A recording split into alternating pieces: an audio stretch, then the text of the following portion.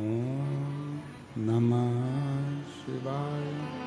ओम नमः शिवाय।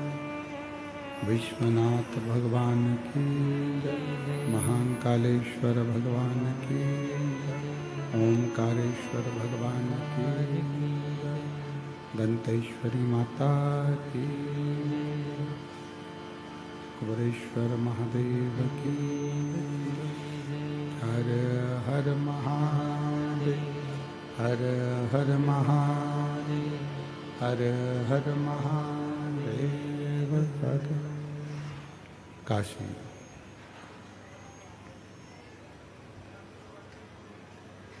विश्वनाथ ओगरदानी त्रिकालदर्शी कैलाशी अविनाशी भगवान शिव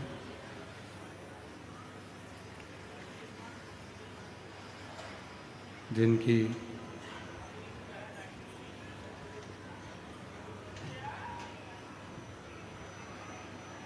पुनित पावन पवित्र शिव महापुराण की कथा भगवान देवाधिदेव महादेव की ये पवित्र पावन आनंदमय शिव महापुराण की कथा भगवान शिव की ही कृपा से आपको और हमको प्राप्त हुआ है।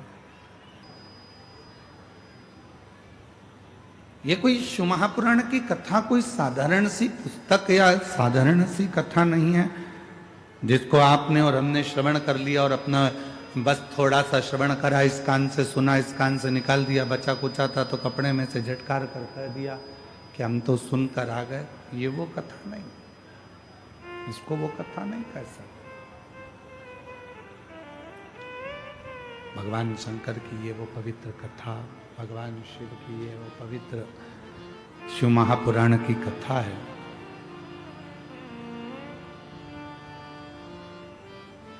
जो मनुष्य के जीवन के सारे दुखों को, सारे कष्टों को मिटा देती है।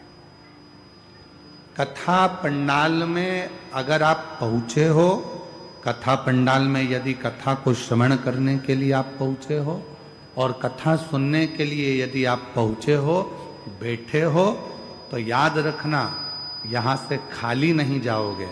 भगवान देवाधिदेव महादेव आपकी झोली में कुछ ना कुछ देकर जरूर देंगे।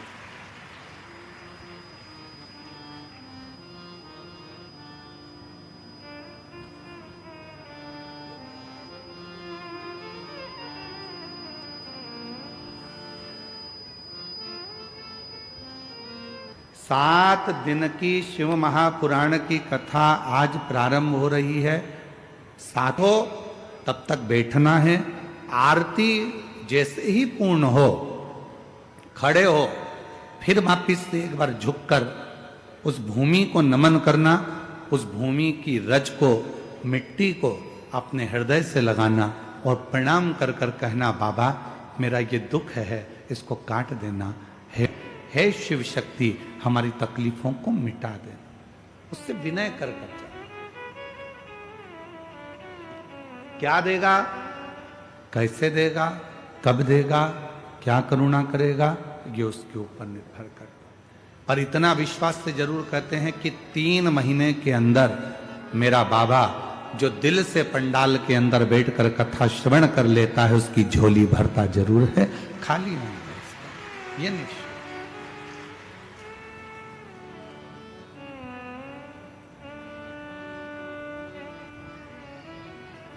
वो कहते हैं ना,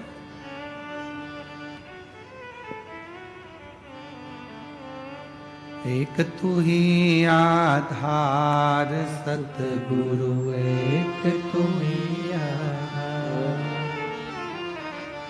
एक तू ही आधार सतगुरु, एक तू ही आधार। संसार सागर में कहीं पर भी खोज लो, शिव तत्व को पाने का सबसे सुंदर तरीका है शिव महापुराण की कथा।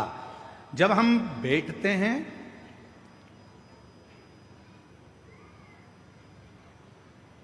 गुरु महादेव के चरणों में तो हमारे को यह ज्ञात हो जाता है कि शिव तत्व है क्या।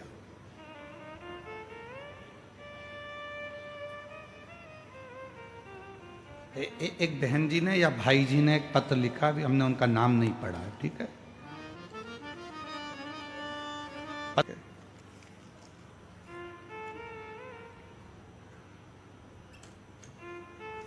इसमें नाम नहीं है, पर 18 प्रश्न हैं, जिनने भी लिखे होंगे वो बैठे होंगे।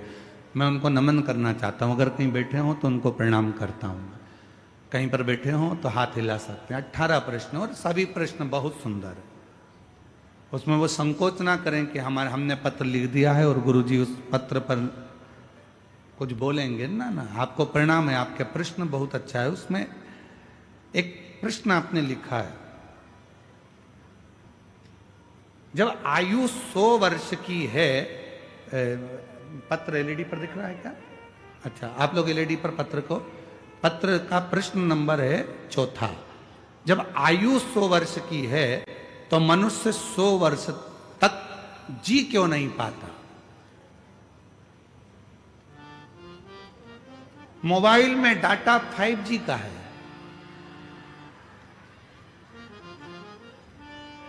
अब चाहो तो तुम उसे 2 घंटे में खर्च कर दो, और चाहो तो पूरा 24 घंटा चला लो।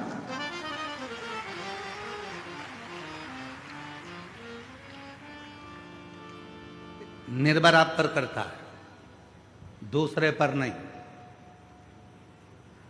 भगवान ने थोड़ी ना कहा था कि मोटरसाइकिल इतनी तेज चला, इतनी तेज चला, इतनी तेज चलाने बुड़ बुड़ बुड़ बुड़ बुड़ बुड़ और बो बुड़ जा।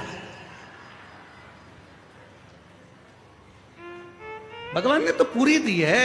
21,600 श्वास प्रतिदिन निकल रही है। परमात्मा ने इतना अच्छा शरीर दिया है, पूरा डिपार्टमेंट अच्छा बनाया, 2 नेत्र दिए, नासिका दी, दंत दिए, हाथ दिए, पांव दिए, बुद्धि दी, सोचने के लिए अक्ल दी। उसके बाद भी तुझको मालूम है, रोज पुलिस वाले कहते हैं सीट बेल्ट लगा के रखो, हेलमेट लगा के रखो, और अगर वो रोक लेते हैं तो पुलिस वालों को बदनाम कर देते हो। उन्होंने तुम्हारी रसीद काट दी। फोन लगाते हो, मामा जी तुम हमारी इतने बड़े रिश्तेदार हो, तुम इतनी बड़ी पहुंच पे हो, और देखो जरा हमारा रसीद काट दिया, हेलमेट नहीं लगाया, हमारा रसीद काट दिया। पुलिस वाले का क्या जा रहा है? वो हेलमेट की रसीद इसलिए काट रहा है कि अगली बार तुझे सबक मिल जाए और हेलमेट लगा ले। और याद रखना, अभी तो छुड़ा देंगे पुलिस वाले से तेरे मामा, पर ऊपर एक और मामा बैठा है ना, जिस दिन पाड़ा लेके आएगा ना, निपटा के लेके चले जाएगा। फिर मत कहना कि कोई मामा साथ आएगा।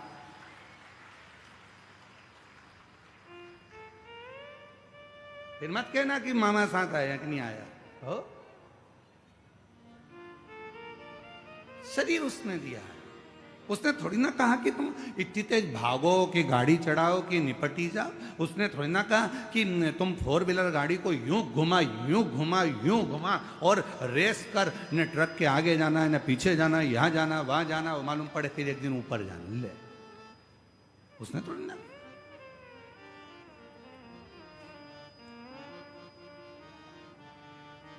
चौथे नंबर का प्रश्न है, जब आयु 100 वर्ष की है तो मनुष्य 100 वर्ष तक जी क्यों नहीं पाता? जी रहा है, कुछ लोग तो बड़ी आराम से जी रहा है, ऐसा भी नहीं है कि नहीं जी रहा। जिन्होंने व्यवस्थित जीवन को अपना बनाया है, योगा, प्राणायाम, भगवान का भजन, सात्विक भोजन, और किसी का दिल नहीं दुखाया है, अपनी जिंदगी मस्त होकर जो जिया है, वह आज भी 100 वर्ष तक जी रहा है। काय तिवारी जी, तुम्हारी उम्र कितनी है? काय तिवारी जी है 80। लो यहीं पे बैठे हैं, अब प्रैक्टिकल तो यहीं देख लो। 80 साल के हैं और अभी भी तंदुरुस्त, पूरे झुक के प्रणाम कर लिए महाराज जी को, और केला और नारियल अलग लिया है। अब सोचो 80 वर्ष के ये बैठे, और इनसे भी बराबर के, इनसे भी ऊपर के और बैठे होंगे। कौन नहीं जीता? अगर आप अपनी जिंदगी को सात्विक बनाओगे तो वो जीवन तुम्हारा अच्छा चलने वाला। और मालूम पड़े तुमने जिंदगी भर रो रो के, हे भगवान कौन सा पाप कर दिया, हे भगवान क्या कर दिया। कभी पड़ोसी के लिए जल जल के मरे जा रहा है, कभी इधर के लिए जल जल के मरे जा रहा है। पड़ोसी की यहाँ गाड़ी आई तो आधे कमजोर हो गए, दुबरे पतरे। रिश्तेदार पूछ रहे पहले तो अच्छी हो गई थी, आजकल दुबली क्यों हो गई? उसको क्या मालूम कि पड़ोसी का बेटा डॉक्टर बन गया, इसका बेटा ढोर बन गया। कौन समझाए? अब प्रश्न ऐसे दिए हैं, मैं इसका उत्तर पूरा का नहीं दूंगा, और दूंगा तो 18 प्रश्न में पूरी 7 दिन की कथा निकल जाएगी, पूरी 7 दिन। दुबले हो। फिर भी बीच बीच में जिन्होंने भी ये पत्र लिखा है उनको प्रणाम करता हूं। आपके 18 प्रश्न का उत्तर पूरी 7 दिन की शिव महापुराण में अवश्य देंगे। बीच बीच में इस प्रश्न का उत्तर देते रहेंगे, जिससे आपके 18 प्रश्न पूर्ण हो। 18 प्रश्न। 100 वर्ष का जीवन है, मनुष्य इतना कम क्यों जी रहा है? आपके पास में मोबाइल में बैलेंस है, तुम चाहो तो जल्दी खत्म कर दो, तुम चाहो तो चला, महीने भर चला, तो क्या दिक्कत? कौन मना कर रहा? आपके ऊपर निर्भर करता है। जियो, बहुत कीमती शरीर मिला है, ये शरीर वापिस नहीं मिलने वाला। मेरी जीजियों, मेरे जीजाओं और मां दंतेश्वरी के धाम में रहने वाली मेरी आद्य शक्तियों, और यहां पर विराजमान सभी मेरी बेटियों, बेटाओं, मेरी माताओं, मेरे बुजुर्ग, माता पिता तुल्य, आप सब विराजमान। बहुत कीमती शरीर।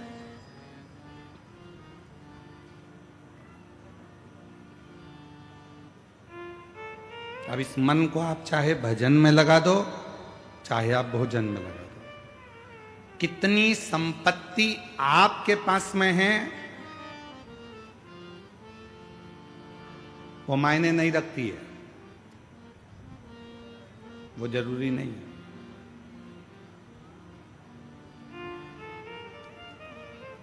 कितना पैसा तुम्हारे पास बढ़ गया वो मायने नहीं रखाता। आपके पास में कितनी प्रतिष्ठा है, कितनी इज्जत है, कितना वैभव है, कितना धन है, कितनी संपत्ति है, कितनी जमीन है, कितने तुम्हारे पास में वैभव है, कितनी गाड़ियां हैं, कितना धन है, कितनी संपत्ति है, वो मायने नहीं रखाता है। शिव महापुराण की कथा कहती है सबसे ज्यादा मायना रखाता है संपत्ति हो चाहे ना हो, गाड़ी हो चाहे ना हो, वैभव हो चाहे ना हो, चाहे तुम्हारे पास में जमीन हो चाहे ना हो, पर जिस जगह पर रह रहे हो और जिस अवस्था में रह रहे हो, तुम्हारे चेहरे पर स्माइल होना जरूरी है। बाकी के कुछ है कि नहीं है उससे मतलब कोई मतलब। तुम कितने, हमने कई लोगों को देखा, अभी अभी एक हमने अखबार में पढ़ा था कुछ दिन पहले कि एक बड़े सारे संत ने खुद को मार लिया, सुसाइड कर लिया। क्यों? कारण क्या है? वैभव है, धन है, दौलत है, संपत्ति है, सत्ता है, सब कुछ है, पर व्यक्ति अंदर से खुश नहीं है।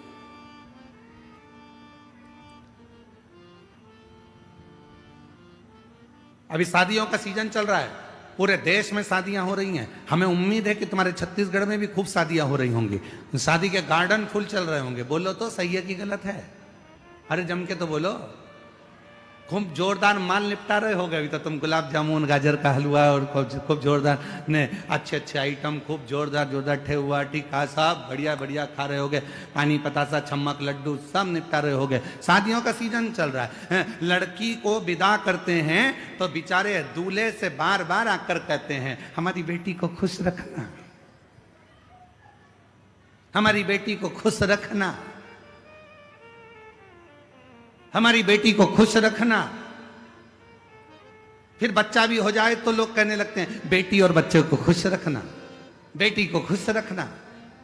पूरे शादी में एक ऐसा नहीं मिला जो दूल्हे से जाकर कह दे भैया अब तुम्हारी शादी हो रही है, थोड़े खुश रह लेना, थोड़े से खुश रह, तुम्हारी शादी हो रही है, अब तुम्हारे चेहरे पर खुशी होना चाहिए। क्यों? पत्नी को जब खुश रख सकते हो जब तुम खुश रहोगे, बच्चों को तब खुश रख सकते हो जब तुम खुश रहोगे, और माता पिता को जब खुश रख सकते हो जब तुम खुश हो गए। मालूम पड़े खुद का मुंह भगोने जैसा हो गया, शादी के बाद ऐसे हो गए जैसे बिना मांजा हुआ तवा। कितना ही मांज लो उसको हमेशा काला की काला ही रहता है। उसी तरह कितना भी शादी के बाद व्यक्ति को हंसाने का प्रयास कर लो, कितनी भी खुशी मिल जाए, पर वो बेचारा ऐसा रहता है जैसे। खुश रहो, मस्त जिंदगी जियो, दोबारा नहीं मिलना है।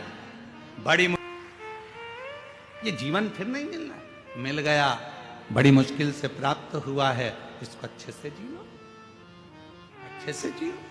और गुरु करते क्या है? गुरु अपने जीवन में बस एक ही चीज सिखाते हैं, एक ही चीज, मिलते ना जो सतगुरु हमको। अगर इस संसार में अगर गुरु ना मिलते तो हम कैसे जान पाते? जब तक मिलो न तुम जीवन में, शांति कहाँ मिल सकती मन में। जब तक मिलो न तुम जीवन में, शांति कहाँ मिल सकती मन में। और खोज लिया संसार सदगुरु, एक तुम्ही आधार। खोज तेरा संसार सतगुरु, एक तुम्ही आधार। एक तुम तुम्ही आधार सतगुरु, एक तुम्ही आधार। हमने पूरी दुनिया खोज ली पर भीतर की शांति को नहीं खोज पाए। मेरे देव अधिदेव महादेव ने दुनिया के लोगों को क्या दिया? मेरे शंकर भगवान ने एक लोटे जल से प्रसन्न होकर क्या दिया? मेरे देव अधिदेव महादेव ने दुनिया के लोगों को क्या दिया? तो कोई तुमसे पूछे तो कह देना, एक लोटा जल चढ़ाने वाले के हृदय में शंकर भगवान सबसे पहले शांति देते हैं, धीरज देते हैं, आनंद देते हैं कि तू अपनी जिंदगी को आनंद में जीना, खुशियों में जीना प्रारंभ कर दे। आनंद।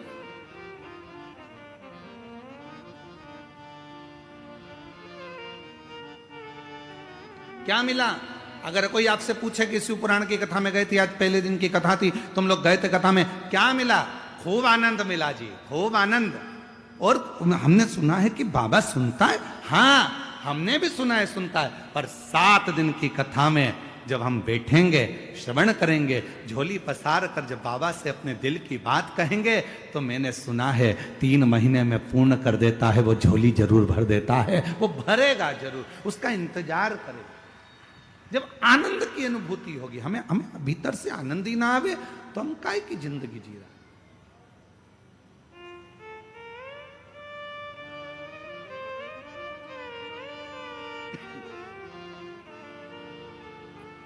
चेहरे की रौनक बता देती है कि आपके घर में आप खुश हैं कि नहीं।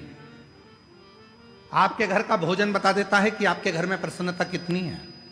आपके घर के बोलने का तरीका बता देता है कि आपके घर में आनंद कितना है, प्रसन्नता कितनी, आनंद कितना है, खुशी कितनी है, ये बता देता। महाराज,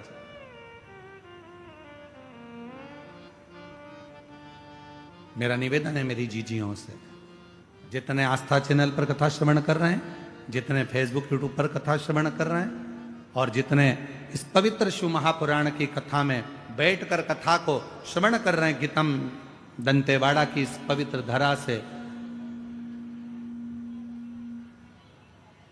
गीतम दंतेवाड़ा की पवित्र धरा से उन सभी से निवेदन करूं, अपने घर के लोगों को कहना चालू कर दो, अपने घर के रहने वालों से एक बात कहना चालू कर दो कि हमारे यहाँ धन आए ना आए, हमारे यहाँ वैभव आए ना आए, हमारे यहाँ सत्ता बढ़े ना बढ़े, हमारे यहाँ जमीन बढ़े ना बढ़े, पर हमारे घर में खुशियां बढ़ना चाहिए, प्रसन्नता बढ़ना चाहिए, और हमारे जीवन का आनंद बढ़ना चाहिए।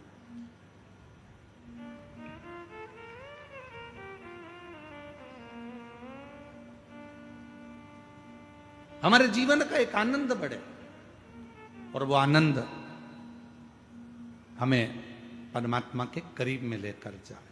फिर निवेदन है, कितनी संपत्ति बढ़ रही है ना बढ़ रही उससे मतलब नहीं, तुम्हारे चेहरे पर खुशी बढ़ रही कि नहीं बढ़ रही, प्रसन्नता बढ़ रही कि नहीं बढ़ रही, वो जरूर।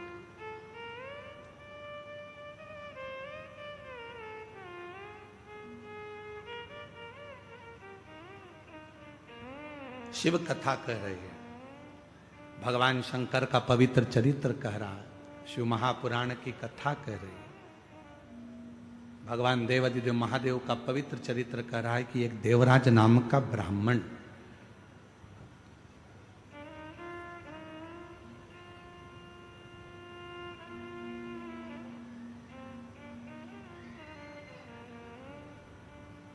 और वो देवराज नाम का ब्राह्मण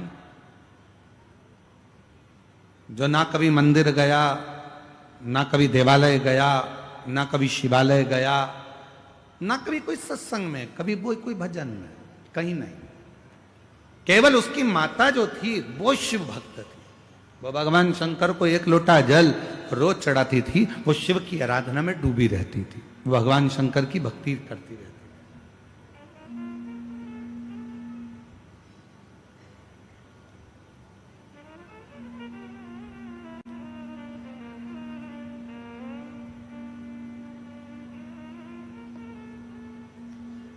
भगवान देवादिदेव महादेव की आराधना में वो लगी रहती थी। देवराज नाम का ब्राह्मण जिसका परिवार अच्छा था, घर में सब कुछ था, पत्नी भी अच्छी थी, बच्चे भी अच्छे थे, सारा परिवार ठीक था, बस एक काम गलत कर बैठा, एक पर स्त्री के संपर्क में आ गया।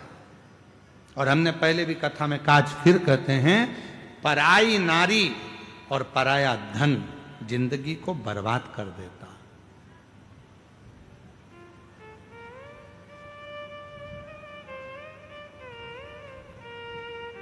घर में धर्म पत्नी है, उसका सम्मान करो, इज्जत करो, अच्छी वाणी में उसको आदर के वचन बोलो। घर में बच्चे हैं, उनको संभालो, आदर के वचन बोलो, सम्मान करो, सत्कार करो उसका। दूसरी नारी को आप इतना आदर देते हो, इतना प्रेम से बोलते हो, इतना स्नेह से बोलते हो, उतना ही प्रेम और स्नेह से घर की नारी से बोल लो ना, तो तुम्हारे लिए घी की चुपड़ी हुई रोटी रोज लाके धर दे, इतने प्रेम से। ना जाने पर वो वाणी कहां चली जाती, वो आदर के शब्द कहां चले जाते हैं, वो सम्मान के शब्द कहां चले जाते हैं, वो आदर के व्याख्यान कहां चले जाते हैं।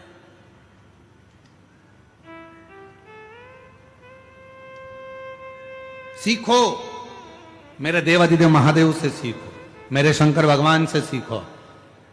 33 कोटि देवता में केवल एक देवादिदेव महादेव ऐसे हैं जो अपनी पत्नी को पूर्ण आदर देते हैं। भगवान नारायण लक्ष्मी जी को अपने चरणों के पास रखते हैं,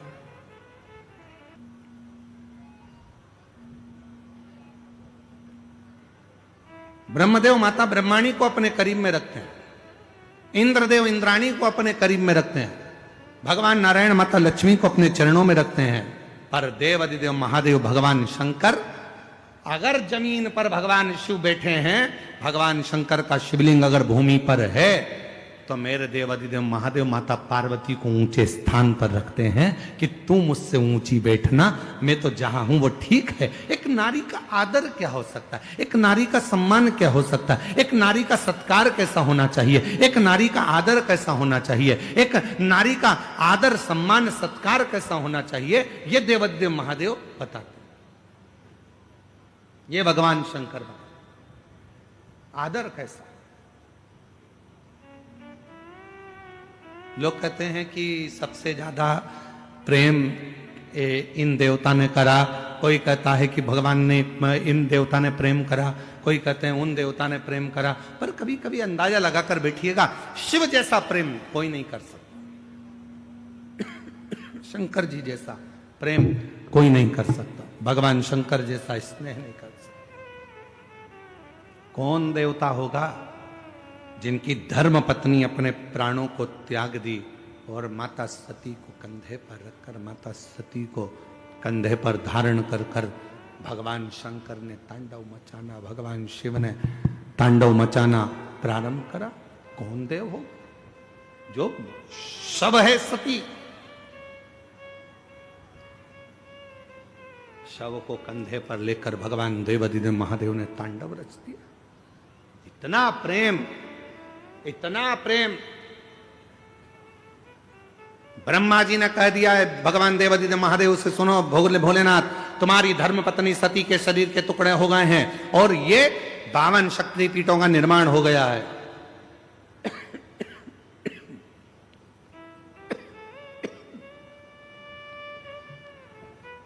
माता सती के शरीर के टुकड़े हो गए और ये शक्तिपीठों का निर्माण हो गया है। देवाधिदेव महादेव, अब तुम्हारी धर्म पत्नी सती जा चुकी है।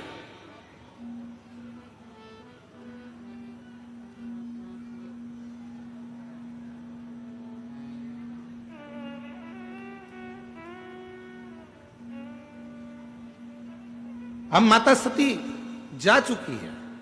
सुनो देवाधिदेव महादेव, अब आप सती को भूल जाओ। शंकर भगवान ने कहा मैं अपनी धर्म पत्नी सती को भूल नहीं सकता। मैं अपनी धर्म पत्नी सती को नहीं भूल सकता और उसको तो मैं याद रखूंगा। और उसको हर पल याद रखने के लिए शायद दुनिया में कोई एक ऐसा देवाधिदेव महादेव जैसा दुनिया में कोई नहीं हो सकता जिन्होंने माता सती के भस्म की राख को, भस्म को अपने शरीर पर लपेट लिया और कह दिया मैं अपनी धर्म पत्नी सती को कभी नहीं भुला पाऊंगा। और जब भी संसार के लोग मेरे करीब में आएंगे तो उनको मेरी भस्म लगी दिखेगी। दुनिया समझेगी कि सती चली गई है, पर नहीं, शिव जहाँ है और उनके तन पर यदि भस्म है, उनके तन पर यदि भस्म रमी हुई है तो वो ज्ञात कर लें कि शिव सती दूर नहीं, शिव और शक्ति एक हैं। जहां शिव है वहां शक्ति है और जहां शक्ति है वहां शिव है। इन दोनों में कोई भेद नहीं होगा। दुनिया के लोग कहते हैं 52 शक्तिपीठ हैं, 51 शक्तिपीठ हैं, इतनी शक्तिपीठ हैं, यहां शक्तिपीठ पर ये देवी विराजमान है, पर कोई नहीं कहता कि उस शक्तिपीठ पर शिव भी विराजमान है। जहां माता आद्य शक्ति माता सती का दंत गिरा, जहां माता सती का हृदय गिरा, जहां माता सती के नयन गिरे, जहां माता सती का हाथ गिरा, जहां माता सती का कोई भी अंग कर्ण गिरा, जहां माता सती का अंग भाग गिरा है वो केवल माता सती का स्थान नहीं था। उसको संभालने के लिए स्वयं देवाधिदेव महादेव उस सती माता के लिए उस स्थान पर विराजमान हुए, इसलिए उसको शक्तिपीठ कहा जाता है।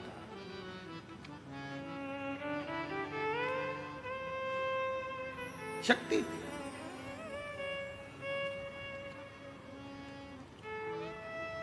और क्यों नहीं आए मां?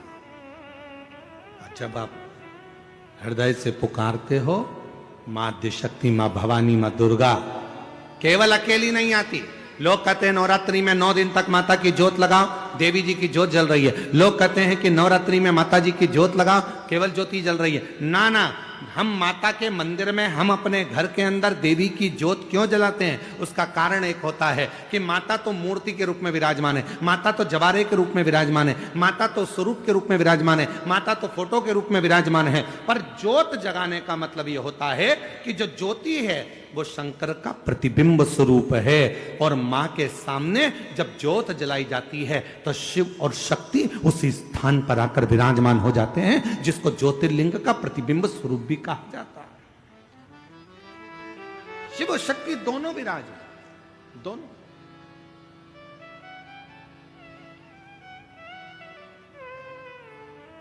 इसलिए शायद दुष्टों का संहार करने के लिए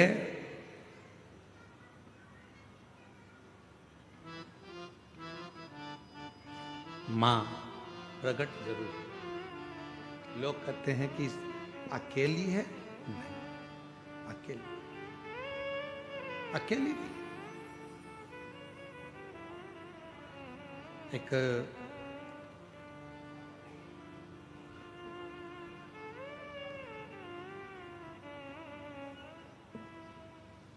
आप लोगों के स्मरण में है कि नहीं हमको नहीं मालूम, पर दो माता ऐसी है, दो जगत जननी ऐसी है कि दुनिया का कोई भी व्यक्ति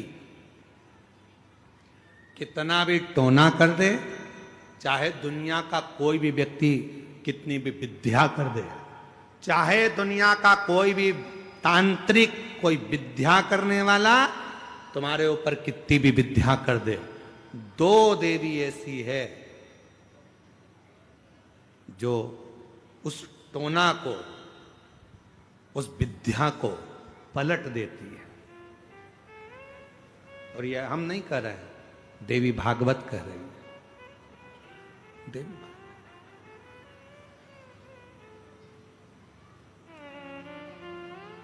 काली पुराण में भी इसका वर्णन आता है, देवी भागवत में भी इसका वर्णन आता है।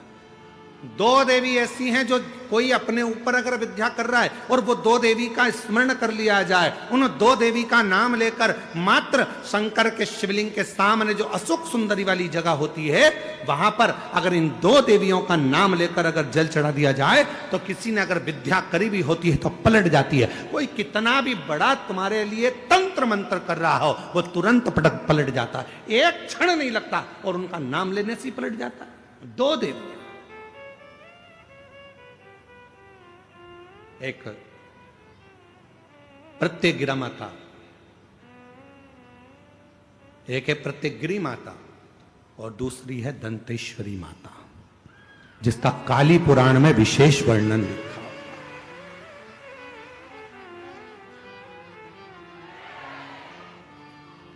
जिसका देवी भागवत में वर्णन आता है। और महाराज प्रत्यगिरी माता का वर्णन स्वयं यहां तक, प्रत्यगिरा माता का वर्णन यहां तक अथर्व वेद में भी प्रत्यगिरी माता का वर्णन और दंतेश्वरी माता का स्मरण यहां तक अथर्व वेद में भी वर्णित किया गया प्रत्यगिरी माता का। काली पुराण में तो है, देवी भागवत में भी है। ये जो दो देवियां हैं, एक प्रत्यगिरी माता और दूसरी, जम के बोलो,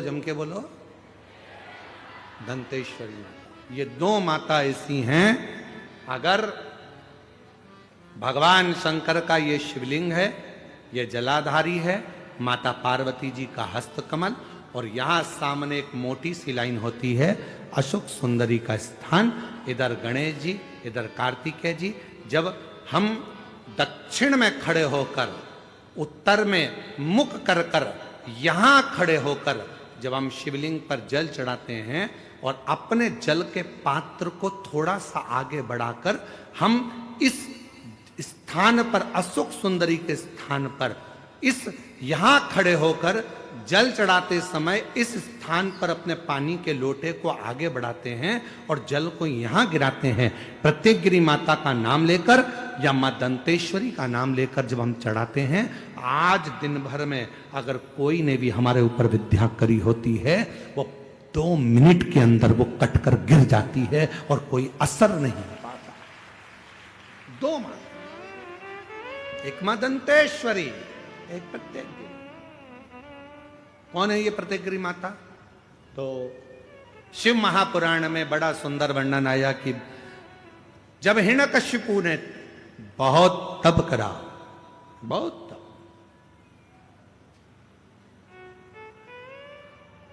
बहुत तप,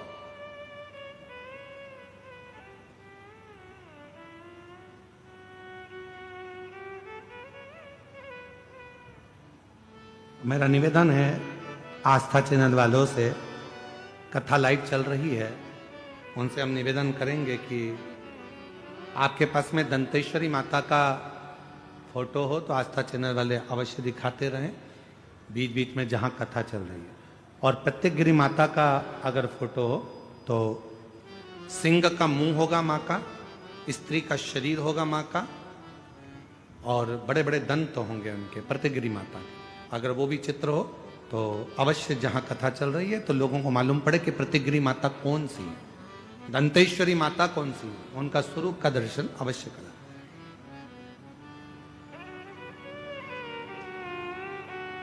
और प्रतिगिरी माता का अगर फोटो का आप लोगों को समझ में ना आए तो एक बार हमको व्यासपीठ पर लाकर उस मोबाइल में दर्शन कराएं तो हम भी बता देंगे। प्रतिगिरी माता, दो माता ऐसी है। काली पुराण के अंतर्गत, देवी भागवत के अंतर्गत, हमारे वेदों के अंतर्गत दो माताओं का क्रम बड़ा विचित्र। तो हम अभी जो कथा को प्रारंभ कर रहे हैं तो प्रतिगिरी से प्रारंभ कर रहे हैं और इसको लेकर जाएंगे दंतेश्वरी माता तक। मां दंतेश्वरी महाराज,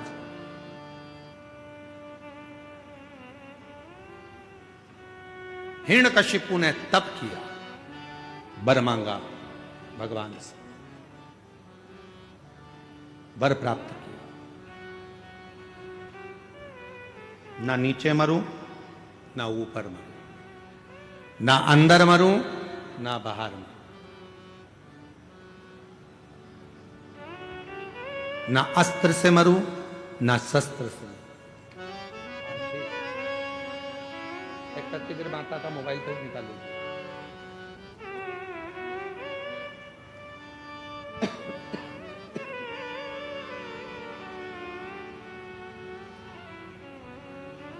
ना अस्त्र से मरूं, ना शस्त्र से मरूं, ना दिन में मरूं, ना रात में मरूं, ना नर से मरूं, ना पशु से मरूं,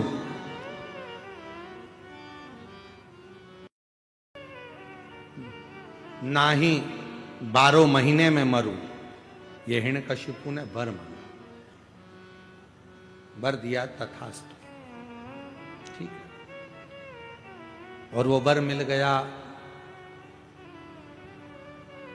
हिरण्यकशिपु बड़े बहुत प्रबल हो गए। ऐसा वर प्राप्त हो गया कि अब मेरे प्राण नहीं छूटेंगे। ऐसा वर मिल गया मुझको कि अब मैं मरूंगा नहीं। खूब खूब उत्पात हिरण्यकशिपु ने मचाया। घर आया तो पता चला कि मेरी धर्म पत्नी के गर्भ से एक बेटे ने जन्म लिया है जिसका नाम प्रहलाद है, जिसका नाम प्रहलाद का जन्म। हाँ, और वो भी देवऋषि नारद के घर में कुटिया में हुआ है प्रहलाद।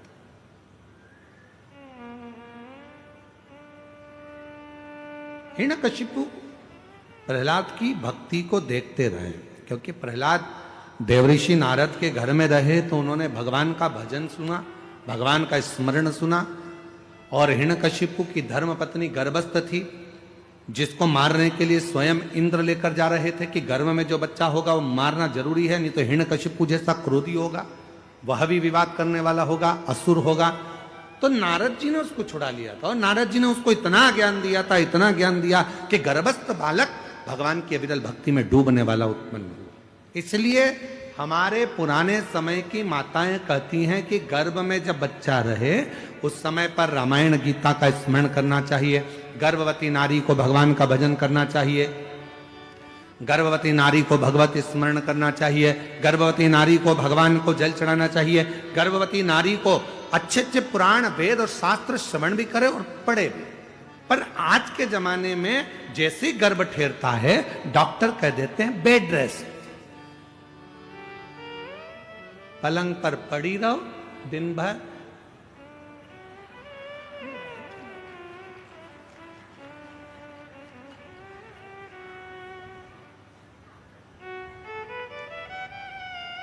कितनी गर्भवती माताएं हैं?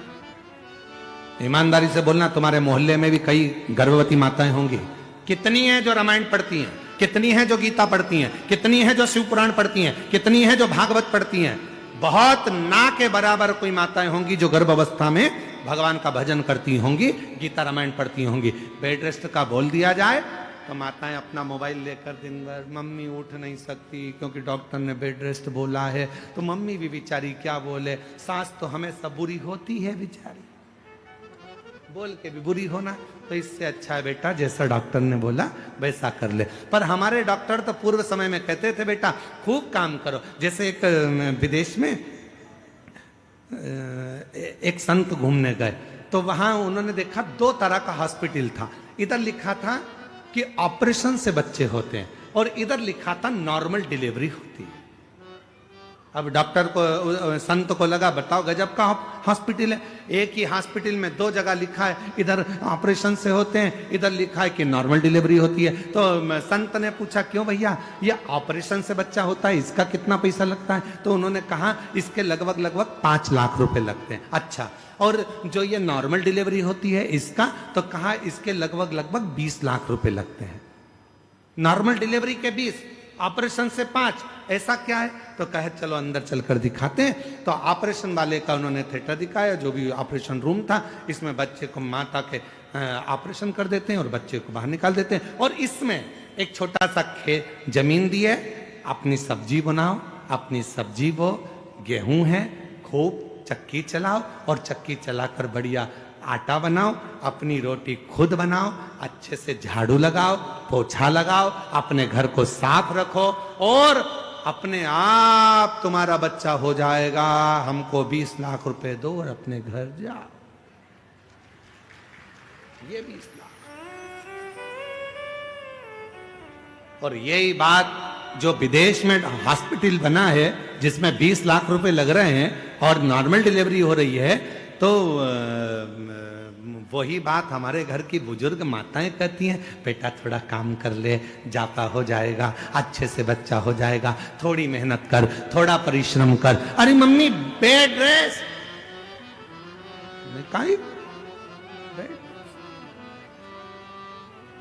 तो माँ ने कहा अच्छा ठीक है बेड रेस्ट ले, तो थोड़ी रामायण पढ़ ले।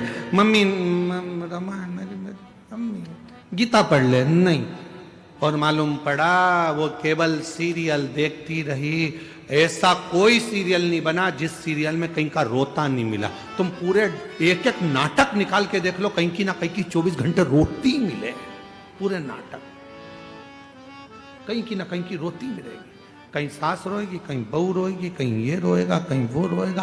पूरे नाटक में दर्द भरे सीन ही दिखते हैं। इसलिए औलाद भी जो पैदा होती है आज के जमाने में की, वो भी नाटक कंपनी पैदा होती है। नाटक गोदी में रखोगे तो चुप, गोदी से नीचे उतारोगे तो पे पे करे। इतने में तो सास भी चिल्ला के कह दे हमारी भी 4 औलाद थी री बहू, खिला देते, पिला देते, पटक देते, खेलते रहते, पर तेरी औलाद धाई भगवान जाने ना जाने कहां से आई। ऐसी औलाद समझ ही नहीं। लोग भी तो पहले नियम था। अब हिरण्यकशिपु की धर्मपत्नी को लेकर चले गए देव ऋषि नारद, और उन्होंने जो उपदेश दिया, हिरण्यकशिपु की पत्नी को समझाना प्रारंभ किया, ज्ञान उपदेश देना प्रारंभ करे और भगवान के भजन गाना जो प्रारंभ करे, तो गर्भ में जो बालक था जन्म लेते ही उसने आह्लाद किया, भगवान के नाम का वर्णन किया, तो उसका नाम प्रहलाद हो गया। प्रहलाद। अब वो भी भगवत भजन में लग गया, वो भी भगवत स्मरण में लग गया, भक्ति में डूब गया।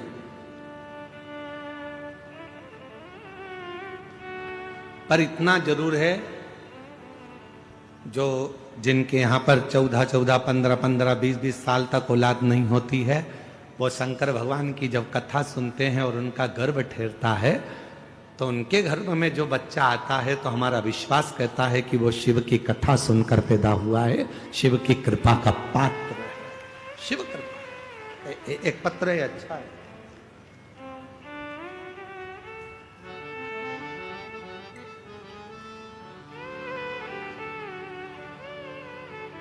गुरु जी, पंडित जी, मेरा नाम सपना नायक और मेरे पति का नाम कमलेश नायक। मैं ग्राम सोनापाल, मुंजिला, जिला बस्तर की निवासी हूँ। कहीं बैठी हो तो हाथ हिला सकती हैं, अगर कहीं बैठी हो तो हाथ हिला सकती हैं। मेरा नाम सपना नायक और पति का नाम कमलेश नायक है।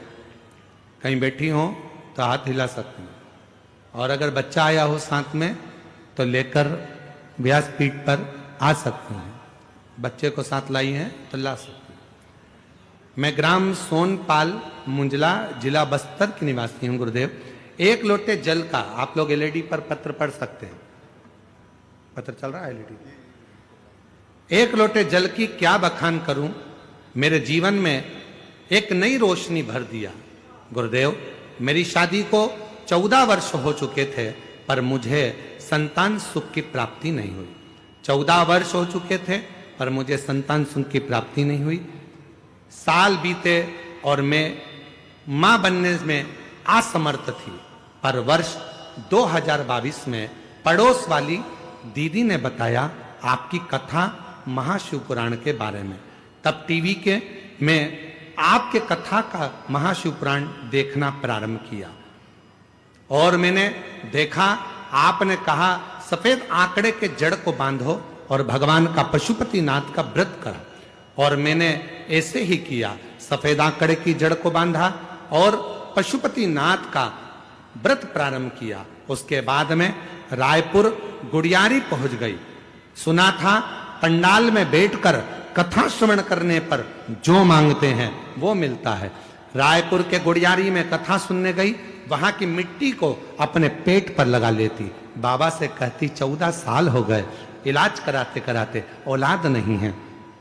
तब वहां से लौट कर आई और बाबा की ऐसी कृपा हुई, 3 महीने के अंदर मेरा गर्भ ठहर गया और बाबा की कृपा से मुझे 14 साल के बाद पुत्र रत्न की प्राप्ति हो गई। 14 वर्ष के बाद मेरे घर औलाद हुई, जिसका फोटो भी लगा रही, फोटो आप लोग एलईडी पर देख सकते, जिसका मैं फोटो भी लगा रही। 14 वर्ष के बाद मेरे यहां संतान हुई।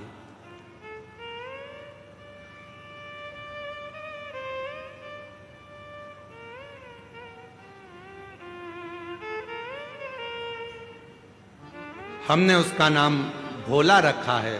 शिव की कृपा से हुआ है, बाबा की करुणा से हुआ है।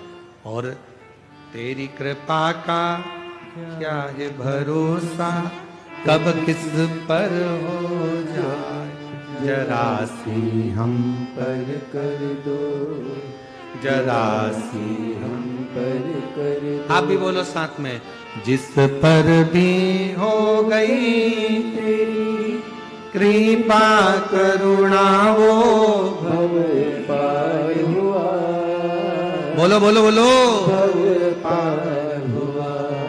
पापी हो चाहे जितना उसका भी बाबा उद्धार हुआ, उद्धार हुआ।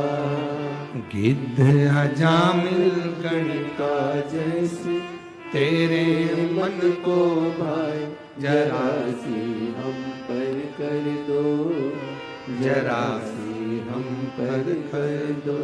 तेरी कृपा का क्या है भरोसा, कब किस पर हो जाए, जरा सी हम पर कर दो, जरा सी हम पर कर दो। जब तक उसकी कृपा नहीं होती, करुणा नहीं होती, दया नहीं होती, तब तक भगवान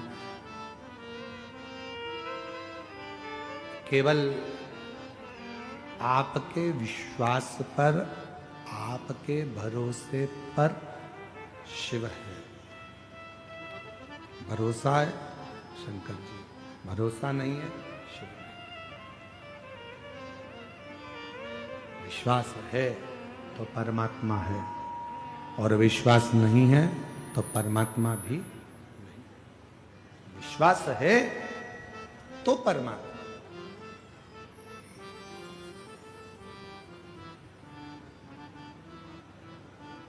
प्रहलाद बहुत भगवान की भक्ति करता, हिरण्यकशिपु उसको मारने का प्लान पर प्लान करता, बहुत प्रयास। खोलते तेल में डाल दिया प्रहलाद को, नहीं मरा।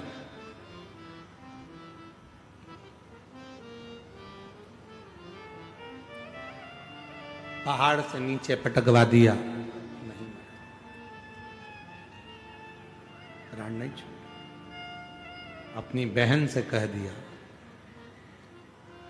क्या नाम था प्रहलाद की बुआ का, जम के बोलो, जम के। होलिका, होलिका नहीं था, नाम था डूंडा। क्या नाम था? डूंडा। इसलिए आज भी होली में मोटे मोटे लकड़ी के डूंड जलाए जाते हैं। होलिका कैसे पड़ा? होली का नाम पड़ा कैसे? डूंडा नाम था। प्रहलाद के बारे में सुन रखा था। हिरण्यकशिपु ने आकर कहा, बहन डूंडा, तेरे पास ब्रह्मा जी की दी हुई चादर है, उसको तू अगर ओढ़ कर बैठ गई तो तू जलेगी नहीं। एक काम कर, प्रहलाद को गोदी में लेकर बैठ जा, और जब बैठेगी आग चारों तरफ से लगेगी, तेरे ऊपर चादर रहेगी, तू बच जाएगी और प्रहलाद जल जाएगा। डूंडा ने अपने भाई का कहना मान लिया और चादर ओढ़ कर बैठ गई। चारों तरफ से आग लग गई। डूंडा को लगा मेरा छोटा सा भतीजा जल जाएगा, क्योंकि वो बुआ थी। बुआ कभी बद्दुआ नहीं देती है, बुआ दुआ देती है। बुआ ने अपनी चादर उतारी, अपने भतीजे पर, प्रहलाद पर डाल दी, खुद जल गई पर अपने भतीजे को बचा लिया। ऐसी होती है बुआ जो देती है दुआ। बुआ कभी बद्दुआ नहीं देती। आज के जमाने में बुआ शब्द को लोगों ने बदनाम कर दिया। लोगों को लगता है बुआ जी आई हैं तो कुछ लेकर जाएंगे, बुआ जी आई हैं तो कपड़े लेंगे, बुआ जी आई हैं तो ऐसा करेंगे। नहीं, बुआ आती है तो दुआ देकर जाती है। लोगों ने होली का त्योहार मनाया, अर्थात वो डूंडा जलने से पहले अच्छा काम कर कर परमात्मा की होली इसलिए हमारे देश में मनाते हैं होली का त्योहार। वो मरने पर अपने भतीजे को बचाकर परमात्मा की होली थी वो होली। पर दंतेवाड़ा वाली जीजियां तो कह रही हैं कि उनका बहन का नाम ही होली था। बालक को अति प्रेम से अंकलिया बैठाए और डूंडा बैठी अग्नि में आपा लिया मिटाए। डूंडा अग्नि में बैठकर अपने आप को मिटा ली पर अपने भतीजे को बचा लिया। 14 साल के बाद हुआ। एक बार जोरदार ताली।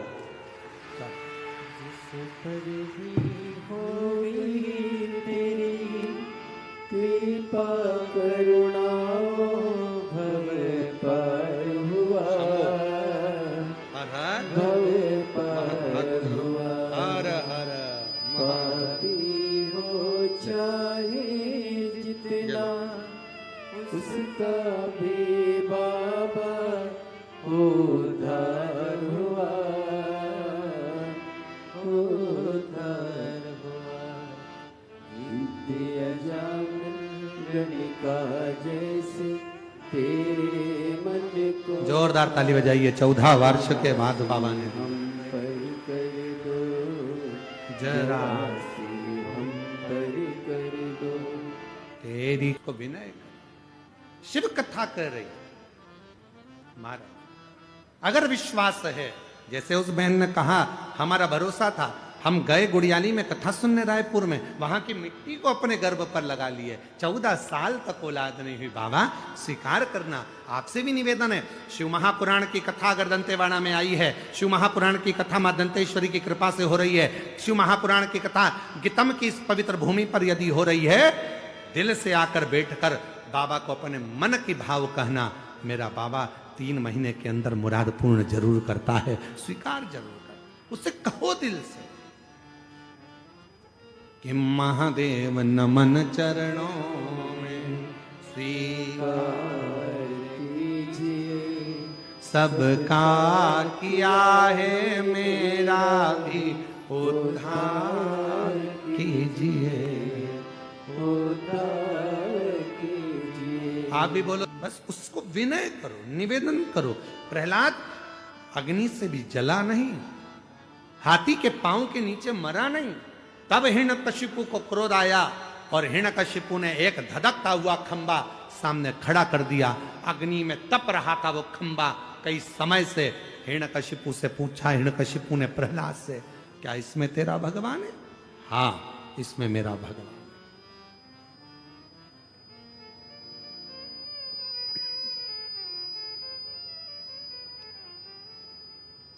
उसमें भगवान है? हाँ।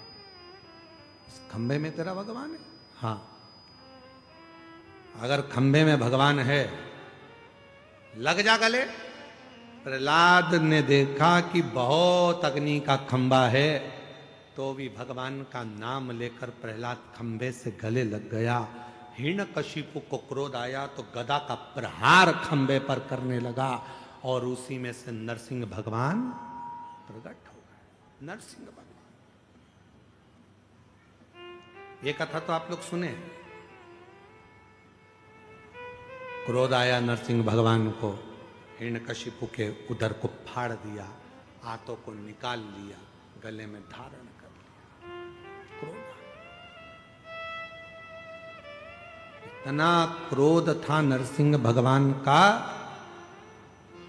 हिरण्यकशिपु के शरीर का जब रक्त भगवान नरसिंह के शरीर पर लगा तो उनका क्रोध और प्रबल हो गया। और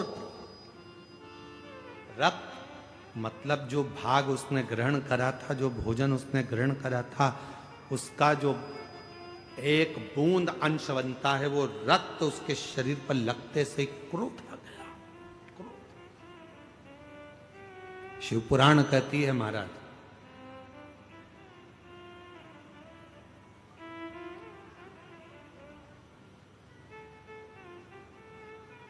जैसा खाया अन्न, बोलो बोलो जम के बोलो, वैसा हो गया मन। जैसा पियो पानी, वैसी हो गई वाणी। और जैसा पिया दूध, वैसा बन गया बुद्ध। बुद्धि कैसे बनी है? दूध से। थैली का पियोगे तो थैली जैसे हो जाओगे, डब्बे का पियोगे तो डब्बे जैसे हो जाओगे, और गौ माता का अगर दूध पियोगे तो गाय जैसे निर्मल हो जाओगे। ये दूध पर आधार। कई लोग बोतल का दूध पी पी के, वो माताओं ने ऐसी आदत डाल दी है बोतल की, ना जाने वो बोतल कहां से आ गई। जन्म हुआ बच्चा, थोड़े दिनों तक तो माँ ने अपना स्तनपान कराया, और थोड़े दिन के बाद उसके हाथ में एक दूध की, अरे जम के बोलो, जम के जरा, बोतल पकड़ा दी। पहली बार ना जाने कौन से मुहूर्त में तुमने उसके हाथ में बोतल पकड़ाई थी। हाथ में आई दूध की बोतल, थोड़ा बड़ा हुआ तो स्कूल में आई पानी की बोतल, और बड़ा हुआ कॉलेज गया तो कोल्ड ड्रिंक की, बोलो बोलो बोलो बोलो जम के, कोल्ड ड्रिंक की बोतल। कोल्ड ड्रिंक की बोतल छूटी, फिर नहीं बोलूं तो अच्छा है। वैसे ही सीवर वाला महाराज बहुत बुरा है बोलने के मामले। और अब जब बोतल पकड़ ली तब गुरुजी के पास, गुरुजी गुरुजी इनकी बोतल छुड़ा दो। तो गुरुजी कहे उनकी मम्मी के पास जाओ जिन्होंने पकड़ाई थी, बचपन में पकड़ाई थी दूध की बोतल, उस दिन से ना जाने कौन से मुहूर्त में पकड़ी थी, और वो दूध की बोतल जब से पकड़ी तो आखिरी तक नहीं छूटी है। मेरा निवेदन है, पहले के बुजुर्ग चांदी की कटोरी होती थी, नी होती थी, तो तांबे की कटोरी में, कांसे की कटोरी में, कांसे की चम्मच से, पीतल की कटोरी में, पीतल की चम्मच से अपने बच्चों को धीरे धीरे दूध पिलाते तो उसमें वात्सल्यता होती थी। बोतल पकड़ाने से अच्छा है अपने बच्चे के मुख में राम राम कहकर, शिव नाम कहकर, कृष्ण नाम कहकर उसके मुख में थोड़ा थोड़ा दूध चम्मच से पिलाना प्रारंभ करो। हाथ में बोतल मत पकड़ाओ, आखिरी तक पकड़ लेगा, किसी मुहूर्त में पकड़ ली तो दिक्कत खड़ी हो जाएगी। बोतल से पीछा छो, बोतल से।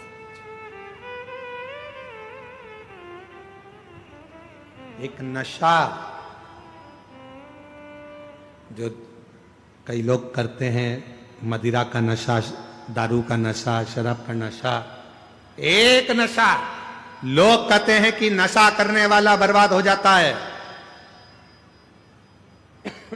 शिव महापुराण की कथा कहती है केवल नशा करने वाला अकेला बर्बाद नहीं होता है, जो नशा करता है उसका पूरा घर, उसके बच्चे, उसकी पत्नी, उसका कुटुंब, उसका परिवार सब बर्बाद हो जाता है। इसलिए इस व्यासपीठ से निवेदन करते हैं, नशा करने वालों से निवेदन करते हैं कि शिव महापुराण में अगर कुछ दान करना चाहते हो तो अपने नशे का दान दे दो कि मैं आज के बाद कभी नशा नहीं करूंगा, छोड़ता हूं। मेरा बाबा यहां आया है, मेरा भोले बाबा यहां पहुंचा है, मेरा शंकर भगवान यहां आया है, मैं उस प्रेशर नहीं आ रहा है, मेरा बाबा नहीं है, बाबा यहां आए हैं तो मैं नशे का त्याग करता हूं। और हरिओम में ओम समाया है, मेरा भोला नगर में आया है।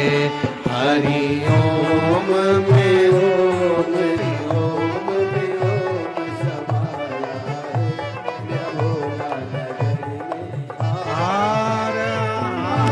में अपने स्थान पर बैठकर भगवान देवाधिदेव महादेव से प्रार्थना करिए, विनय करिए, भाव से बाबा को विनती करिए। जहाँ जगह मिले वहाँ बैठकर बाबा को अपने मन का भाव कहिए, हृदय से प्रार्थना करिए। सभी को मालूम है प्रार्थना जब बोलेंगे साथ में आप लोगों की आवाज़ व्यासपीठ तक आना चाहिए, और व्यासपीठ और आपकी आवाज़ दोनों को मिलाकर भगवान देवाधिदेव महादेव के चरणों में पहुँचे। बाबा से विनय करेंगे, निवेदन करेंगे, प्रार्थना करेंगे, विनती करेंगे।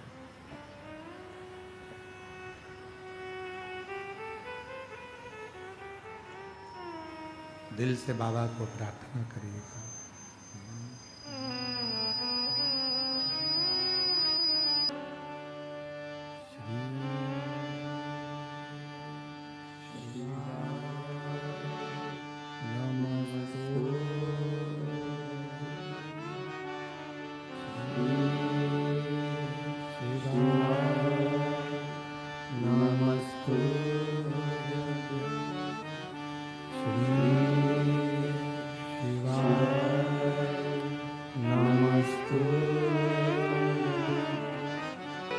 भोला सब दुख काटो, ओ भोला सब दुख काटो। शिवपुराण कहते हैं भगवान देवाधिदेव महादेव, भगवान शंकर, त्रिकालदर्शी, कैलाशी, विनाशी भगवान शंकर की कथा। नरसिंह भगवान का प्राकट्य हुआ।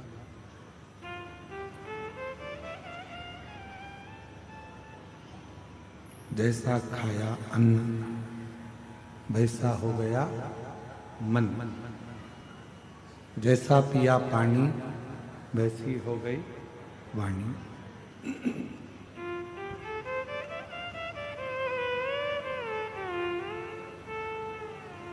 हिरण्यकशिपु के शरीर का रक्त नरसिंह भगवान के शरीर को लग गया तो क्रोध और तीव्र हो गया। किसी के घर का यदि भोजन ग्रहण कर रहे हो तो पहले विचार करना कि वो भोजन हमें फलित होगा कि नहीं। भोजन बनाने वाले का भाव भी शुद्ध है कि नहीं है।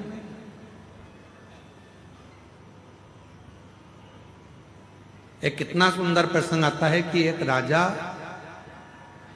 हमेशा मरने का सोचता था। रानी उसको समझाती थी तुम्हारे घर में जब राजपाट है, धन है, वैभव है, संपदा है, सत्ता है, दौलत है, जमीन है, जायदाद है, बच्चे हैं, तो फिर मरने का क्यों सोचते।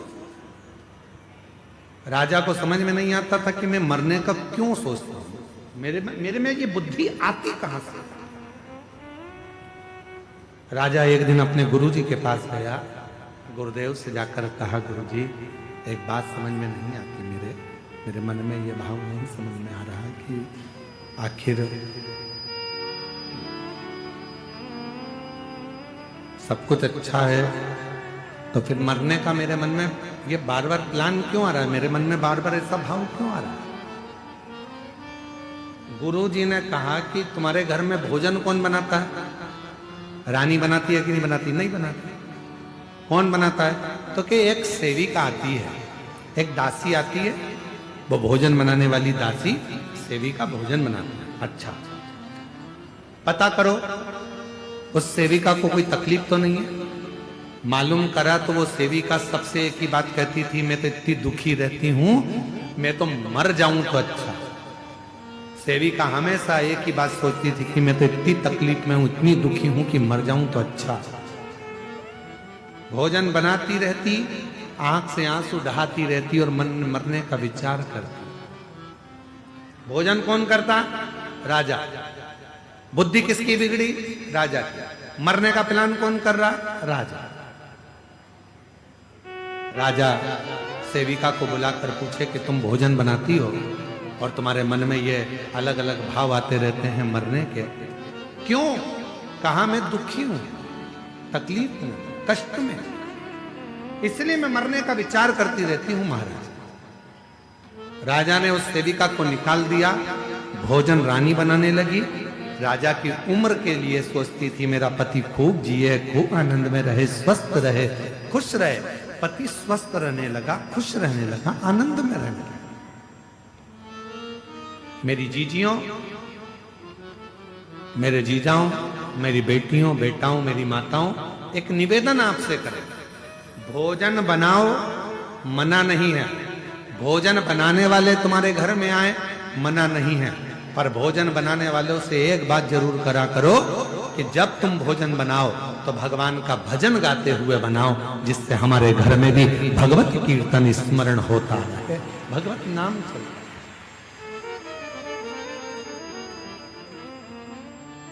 अब वो अपने टुकड़े रो रो कर, टुकड़े बोल बोल कर भोजन बनाए। अब मालूम पड़े अंदर इतना गुस्सा आ रहा, इतना गुस्सा आ रहा, और वो पूरा गुस्सा आटे उसनने में, इससे तो ये करा, और आटा उसन रही है, रोटी का आटा मल रही, और अंदर से गुस्से में लाल होती चली जा रही, और आटे पे सारा गुस्सा निकाल दिया, और वही आटे की रोटी बनी। जिसने खाई, घर में लड़ाई लड़ाई, ये भी लड़ रहा है, वो भी लड़ रहा है, भाई भाई लड़ रहा है, बहन भाई लड़ रहा है, सास चिल्ला रही, बहू चिल्ला रही। क्यों? क्योंकि वो आटे में तुम्हारा क्रोध चले गया। कई माताओं की आदत रहती है, चावल में सीटी नहीं आती। अरे बोले तो जम के, चावल में सीटी नहीं आती तो गुस्से में चावल की सीटी बार बार सीटी पर वो आई नहीं, तो इसने दो बार लाया, ऐसे दो बार, आखिरी में उसने धम के दिया, रपा। अब तुमने तो चावल में देर रख के गुस्सा निकाल रही हो चावल की सीटी पर। चावल की सीटी में जो बूंद बूंद भाप का पानी अंदर गिर रहा था, उसमें तुम्हारा क्रोध भी उस चावल में चला गया। किसी ने खाया, गुस्से में लाल हो गया। तुम्हें समझ में नहीं आ रहा मेरे घर में ना जाने क्या हो गया। पहले बहुत शांति थी, आजकल जिसे देखो वो गुस्से में बोलता, वो झगड़ा करता, लड़ाई करता, क्रोध करता। क्या कारण? जो भोजन बन रहा है उसमें जरूर कुछ ना कुछ त्रुटि हो रही है। इसीलिए आप लोगों से कहते हैं कि कहीं मंदिर जाओ, देवालय जाओ, शिवालय जाओ, सीहोर कुबरेश्वर धाम जाओ, तो आपसे निवेदन है कि होटल में भोजन कम करो। पहले कुबरेश्वर धाम की खिचड़ी प्रसाद 2 रोटी कुबर बाबा के भंडारे की अवश्य खाओ, जिससे हमारे रोग दूर हों, दुख दूर हों, कष्ट दूर हों, परेशानी, तकलीफ दूर, हमारे कष्ट, हमारे रोग, हमारी तकलीफें दूर हो। वहां का नरसिंह भगवान का क्रोध बहुत तीव्र था। हिरण्यकशिपु का रक्त शरीर में लग गया था, जिसके कारण बस क्रोध आ रहा था, गुस्सा आ रहा था। क्रोध शांत नहीं हुआ। तब जब नरसिंह भगवान का क्रोध शांत नहीं हुआ, गुस्सा शांत नहीं हुआ, सारे देवताओं ने मिलकर भगवान देव अधिदेव महादेव से प्रार्थना करी।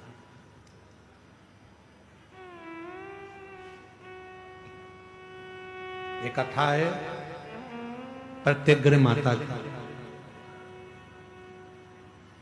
कथा के प्रारंभ में कहा है 2 देवी हैं, उन दोनों का जल यदि आप उनका नाम भी पुकार लेते हो, हम तो यहां तक कहेंगे अगर किसी को बहुत गंदे गंदे स्वप्न आते हो, बहुत गंदे स्वप्न, हर कुछ दिख रहा है, सांप दिख रहे हैं, मौतें दिख रही है, कहीं कुछ दिख रहा है, एक्सीडेंट दिख रहा है, अपने ही मालूम पड़े पति के बारे में ही गलत देख लिया, पत्नी के लिए गलत देख लिया, माँ बाप के लिए गलत देख लिया, भाई बहन के लिए गलत देख लिया। कभी कभी ऐसा लगता है अंदर से कि मेरे पति के साथ कुछ गलत ना हो जाए, मेरे बेटे के साथ गलत कुछ ना हो जाए, मेरी पत्नी के साथ गलत कुछ ना हो जाए। घर के लोगों के लिए हम जब गलत गलत विचार मन में आने लगते हैं, तब प्रत्यग्र माता का नाम या दंतेश्वरी माता का नाम किस रूप में लेना है वो कथा चल। और शायद संपूर्ण विश्व में इस कथा की धूम है, पूरे विश्व कि दंतेश्वरी माता की कथा को हमें श्रवण करना है। आखिर माँ का स्वरूप क्या, माता का स्वरूप, माता का स्मरण, माता की भक्ति, माता का विश्वास। तो नरसिंह भगवान का क्रोध बड़ा तीव्र हो रहा था, प्रकट हो रहा था। वो क्रोध शांत नहीं हो रहा था, क्रोध शांत। सब देवता मिलकर भगवान देवाधिदेव महादेव के पास में पहुंच गए, भगवान शिव जी के पास। और भगवान देवाधिदेव महादेव के पास में जाकर, भगवान शंकर जी के पास जाकर भगवान देवाधिदेव महादेव से प्रार्थना कर, बाबा नरसिंह भगवान को बड़ा क्रोध आ रहा था, बड़ा, आप उस क्रोध को मिटा दीजिए, आप उस क्रोध को शांत कर दीजिए, उस क्रोध को समाप्त कर दीजिए।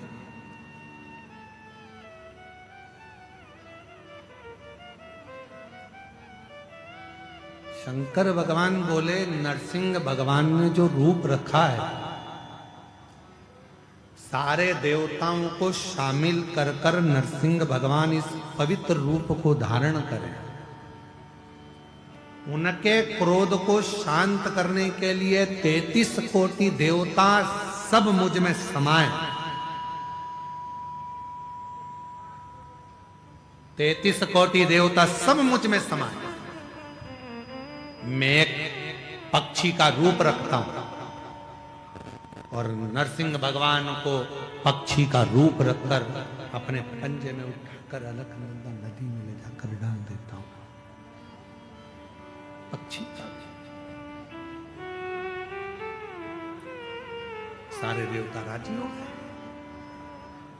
अब नरसिंह भगवान से उनके सामने क्रोध को शांत करने के लिए शंकर भगवान श्रंभेश्वर महादेव बन गए। बोले श्रंभेश्वर महादेव की। भगवान शंकर का एक ऐसा स्वरूप, मुख है शेर का, शरीर है मनुष्य का और पंख बने हैं 2 उड़ने के, शरंभ पक्षी। मेरे देव अधिदेव महादेव ने देखा कि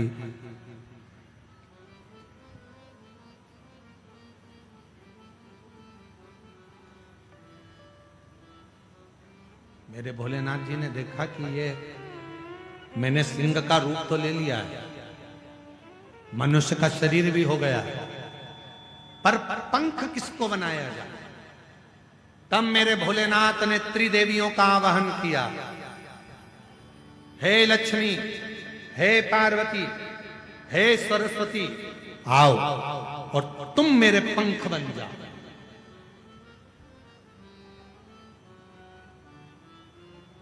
तीनों देवियों ने मिलकर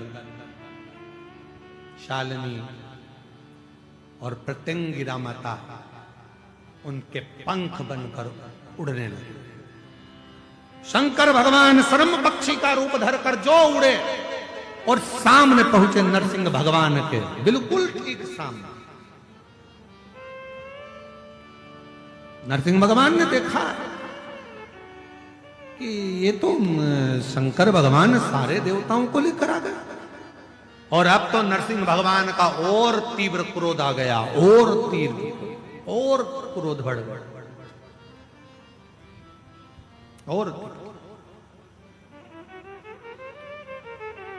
और जैसे ही और तीव्र क्रोध हुआ, नरसिंह भगवान ने अपना और रूप बदल लिया। शंकर भगवान बने शरम्भ पक्षी, तो नरसिंह भगवान स्वयं गंडभैरुण का रूप धर लिए। एक ऐसा पक्षी जिसके 2 मुख थे और बड़े बड़े पंख, दोनों में होने लगा युद्ध। देवता ने सोचा था हम तो इनको ठंडा करने के लिए, शांत करने के लिए जा रहे थे, पर इन दोनों में तो युद्ध छिड़ गया। करें क्या? उसी समय मां शरम्भ पक्षी के उस पंख के रूप में जो मां प्रत्यंगिरा माता थी, उसी समय पर उन्होंने अपना स्वरूप अलग किया, और जैसे एक सिंह का मुख होता है, सिंह का मुख है, नारी का स्वरूप है, और मां उसी पल प्रत्यंगिरा माता के रूप में प्रकट हो गई। उसी पल, उसी दर, उसी समय। आप लोग दर्शन कर रहे होंगे आस्था चैनल पर, सभी आस्था चैनल वासी और जितने भी कथा में बैठे हैं, एलईडी पर भी आप लोग प्रत्यंगिरा माता का दर्शन कर रहे होंगे। सिंह का मुख है मां का, भयंकर दिव्या लपलपाती हुई, भयंकर दंत है माता के, शरीर स्त्री का है मां के।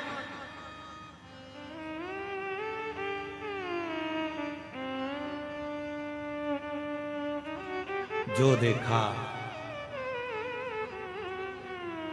गंडभैरुण के रूप में विराजमान नरसिंह भगवान और शरम्भ के रूप में विराजमान मेरे देव अधिदेव महादेव दोनों ही शांत हो गए, और दोनों शांत होते से ही प्रत्यंगिरा माता को जो देखा तो शिव जी ने कहा, है प्रत्यंगिरा, तुम वो शक्ति हो जो पार्वती सती का एक स्वरूप है। तुम्हारे दंत का दर्शन एक प्रत्यंगिरा के रूप में होगा, और सुनो प्रत्यंगिरा, जहां मेरी आद्य शक्ति सती का पूरा स्वरूप जब पूर्ण तरह से भगवान नारायण के चक्र द्वारा खंडित कर दिया जाएगा, जिस स्थान पर मेरी सती के दंत गिरेंगे, वो प्रत्यंगिरा तुम्हारा ही एक बल स्वरूप दंतेश्वरी के रूप में पूजा जाएगा। स्वयं दंतेश्वरी, एक प्रत्यंगिरा और मां आद्य शक्ति सती माता का जब शरीर के टुकड़े करे गए, जो दंत गिरा है वो दंतेश्वरी के रूप में मां विराजमान हुआ है।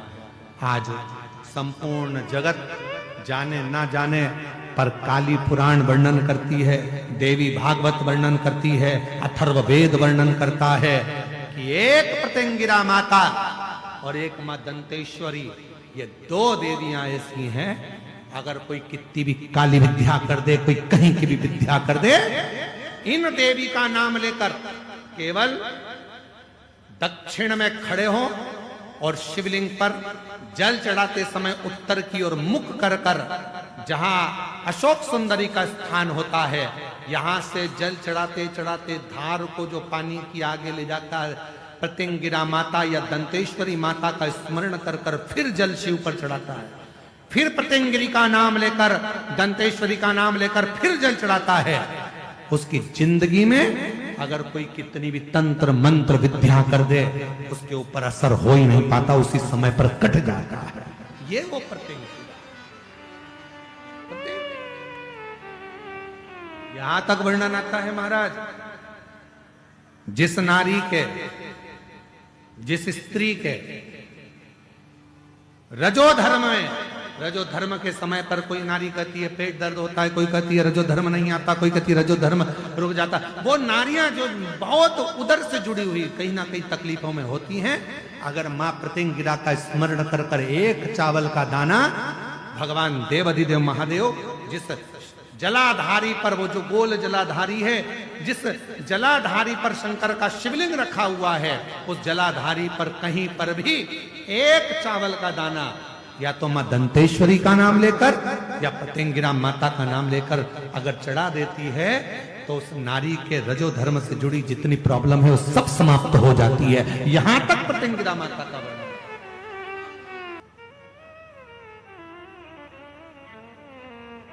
और निवेदन करूं आप सभी को, बोलूं मैं इस व्यासपीठ से वर्णन करूं, आप सबको निवेदन करूं कि यहां तक यदि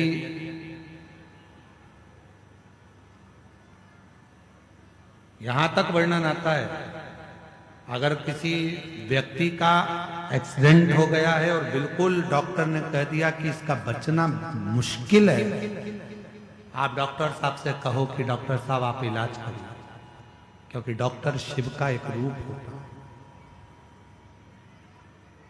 हमेशा याद रखो, अपने जीवन में अगर कोई भी कष्ट बीमारी आए तो सबसे पहले चिकित्सा केंद्र पर जाए। आपके गांव में जो हॉस्पिटल हो वहां जाइए। किसी ढोंग प्रपंच में मत फंसना, किसी इधर उधर मत चले जाना कि पाँव में सांप काट गया और लोग कहें कि वहां चले जाओ वहां चले जाओ, इतनी देर में प्राण छूट जाए, पहले हॉस्पिटल जाए। कोई बीमारी आ गई, यहां वहां ना जाकर सबसे पहले हॉस्पिटल जाए, अस्पताल। क्यों? शिव पुराण कहती है कि हॉस्पिटल में जो डॉक्टर का एक रूप होता है वो शंकर का एक स्वरूप होता है। आप उसको शिव मानकर जब कहोगे कि इसको रोग आ गया, बीमारी आ गई, इलाज करिए। जांच का बोले जांच करिए, दवाई का बोले दवाई करिए, पर साथ में भगवान शंकर के ऊपर एक लोटा जल चढ़ाकर वो जल का भी आचमन कराते रहो। जब दवा और दुआ दोनों साथ चलती है तो व्यक्ति जल्दी ठीक हो जाता है और स्वस्थ हो जाता है। दवा और दुआ दोनों साथ चलना चाहिए तो व्यक्ति ठीक होता है।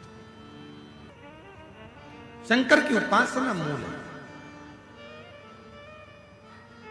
मां पतेंगिरा ने नरसिंह भगवान और भगवान शंभेश्वर के दोनों को दर्शन दिया, दोनों, और दोनों के क्रोधों को शांत कर दिया, दोनों। शिव पुराण कहती है, देवराज नाम का ब्राह्मण ना कभी मंदिर गया था, ना कभी शिवालय गया था, ना कभी उसने दर्शन किया था, ना कभी आराधना करी थी, पर शिव की भक्ति में कभी नहीं रमा था। चोरी का धन लेकर जा रहा था, मंदिर के अंदर प्रवेश कर गया, शरीर में ताप गिर रहा था, बुखार आ रहा था। एक ब्राह्मण शिव पुराण की कथा कर रहा था, वो श्रवण कर रहा था। 2 क्षण की शिव महापुराण की कथा उसके कानों में चली गई और आखिरी में उसके प्राण बेलपत्र के वृक्ष के नीचे छूट गए। देव अधिदेव महादेव स्वयं नंदी लेकर आए और उसको ले जाकर कैलाश पर पहुंचा। कहते हैं साधारण मनुष्य अगर प्राणों को छोड़ता है, यम लेने आते हैं। साधारण मनुष्य अगर प्राणों को छोड़ता है, भगवान के पार्षद लेने के लिए आते हैं, पर केवल एक देव अधिदेव महादेव भगवान शंकर ऐसे हैं जिनको जल चढ़ाने वाला, जिनको भजने वाला, जिनको स्मरण करने वाला जब प्राणों को छोड़ता है तो ना उसे पार्षद लेने आते हैं, ना उसे यम लेने आते हैं, उसे तो स्वयं देव अधिदेव महादेव नंदी लेकर ले स्वयं शंकर भगवान नंदी लेकर आते हैं उसको लेने के लिए, स्वयं।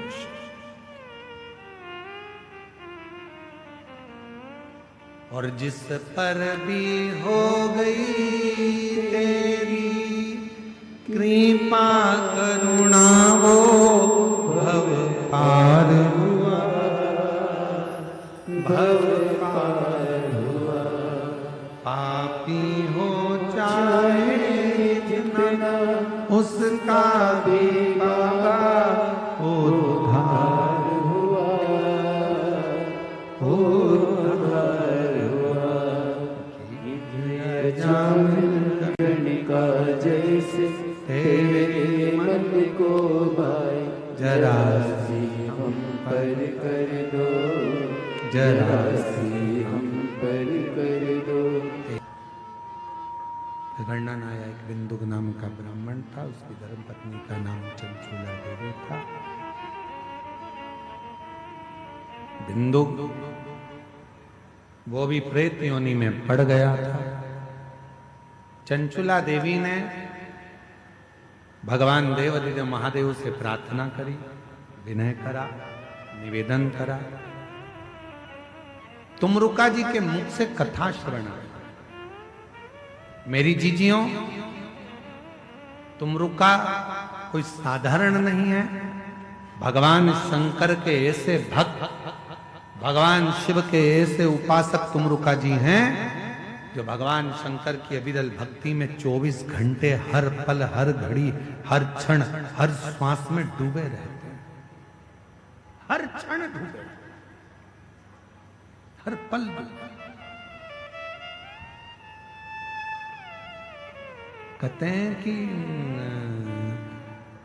आप जब भगवान शंकर को एक लोटा जल चढ़ाने के लिए जाते हैं, भगवान शिव को जब आप एक लोटा जल चढ़ाने के लिए जाते हो, तो शिव पुराण की कथा कहती है जब लौट कर आते हो जल चढ़ाकर, तो शिव महापुराण की कथा कहती है कि आपका पात्र भले वहां जल चढ़ाकर खाली हो गया हो, पर जब आप लौट कर आते हो तब आपका पात्र खाली नहीं रहता, उसमें शिव की आज्ञा से लक्ष्मी प्रवेश कर कर तुम्हारे घर के अंदर प्रवेश कर जाती है।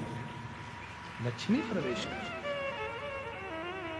उसमें लक्ष्मी का प्रवेश होता है। बिंदु प्रेत योनि से मुक्त हो। चंचूला देवी ने तुमरुका जी के सामने जाकर निवेदन कर कर शिव महापुराण की कथा को सुनना प्रारंभ करा। ईश्वर जी गोरा जी बनकर भगवान देवादिदेव महादेव यजमान बने हैं। भगवान ईश्वर गोरा जी आ रहे हैं। जोरदार ताली बजाकर ईश्वर गोरा जी के लिए आप स्वागत करिएगा। ये